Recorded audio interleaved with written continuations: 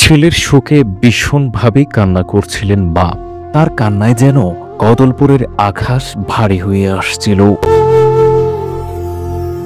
রাউজানে দুর্বৃত্তের গুলিতে নির্মমভাবে নিহত যুবদল নেতা সেলিমের মরদেহ ময়নাতদন্ত শেষে সোমবার 7 জুলাই বিকেলে পরিবারের কাছে হস্তান্তর করেছে পুলিশ।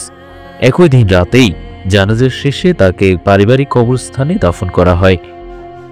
এই ঘটনায় বিচার চেয়ে সংবাদ সম্মেলনে হাজির হন নিহত সেলিমের শোকাহত মা ফরিদা বেগম। সোমবার বিকেলে রাউজান উপজেলার কদলপুর ইউনিয়ন বিএনপি অঙ্গ ও সহযোগী সংগঠনের উদ্যোগে আয়োজিত এক সংবাদ সম্মেলনে তিনি উপস্থিত হয়ে কান্নায় ভেঙে পড়েন এবং সন্তানের হত্যাকারীদের দৃষ্টান্তমূলক শাস্তি দাবি করেন।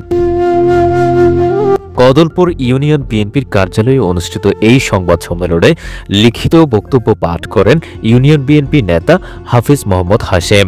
সঞ্চালনায় ছিলেন উপজেলা স্বেচ্ছাসেবক দল নেতা মোহাম্মদ আব্দুস সবুর।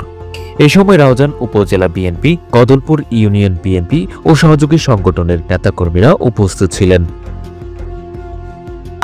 আমি অনুরোধ করছি এবং যাতে এই বিভিন্ন ধরনের এবং আইন শৃঙ্খলা রক্ষাকারী বাহিনীকে যাতে এই ধরনের কোনো হত্যাকাণ্ড না হয় এবং রাউজানের মানুষ যাতে শান্তি শৃঙ্খলাভাবে শান্তিভাবে বসবাস করতে পারে।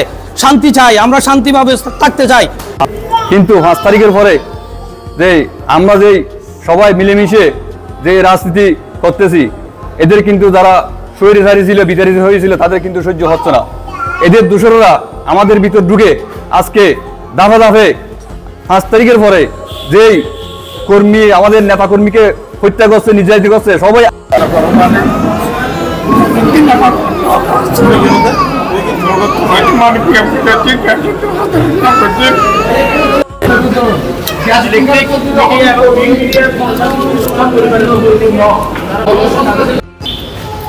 প্রতিটি পদক্ষেপের সাথে চলতে প্রস্তুত আছি ইনশাআল্লাহ। যে কোনো মুহূর্তে, যে কোনো সাথে, রাত দিন 24 ঘন্টা।